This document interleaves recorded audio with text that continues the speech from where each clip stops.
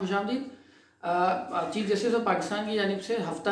اور اتوار کو مارکیٹیں کھولنے کا انہوں نے اعلان کر دیا ہے کہ کورونا وائرس جو ہے چاہے 5 دن جو حکومت کا فیصلہ تھا کہ سیٹرڈے اور سنڈے جو ہے بند رہیں گی مارکیٹس، تو انہوں نے اس پہ اعتراض کرتے ہوئے اس کو آئین کے آرٹیکل کی خلاف ورزی قرار دیتے ہوئے انہوں نے بولا کہ اس کو کھول دیا جائے۔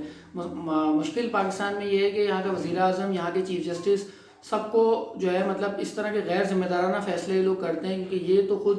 جو ہے اس سے متاثر نہیں ہو رہے، یا یہ ہو بھی جائیں گے تو یہ بچ جائیں گے شاید، لیکن یہ لاکھوں لوگوں کو جو ہے اس کا نقصان جو ہے وہ پہنچانا چاہ رہے ہیں۔ اور اس طرح کی جو یہ بات کر رہے ہیں، اس طرح کی وفاقی حکومت نے پہلے جتنے لوگوں نے کورونا وائرس کے لیے لوگوں کو بچانے کے لیے کوششیں کر رہے تھے اس پہ کوئی اقدامات انہوں نے نہیں کر رہے، الٹا وہ لوگوں کو ورگلا رہے ہیں، کیونکہ پاکستان میں جہالت بہت زیادہ ہے۔ اور یہ جو چیف جسٹس ہے، یہ وزیر اعظم، ان کی کابینہ ہے اور بہت سارے لوگ یہاں پر ایسے، جہالت پہلے ہی بہت زیادہ ہے یہاں پہ کہ کورونا وائرس کوئی چیز نہیں ہے، لوگ اس کو سنجیدہ نہیں لے رہے۔ اس پر چیف جسٹس کے اس طرح کے فیصلے، اس طرح کی باتیں، اس طرح کے لوگ سامنے آئیں گے تو لوگوں کو یہ بیسیکلی کیا چاہ رہے ہیں کہ لوگ جہالتوں میں ڈوبے رہیں اور یہ جو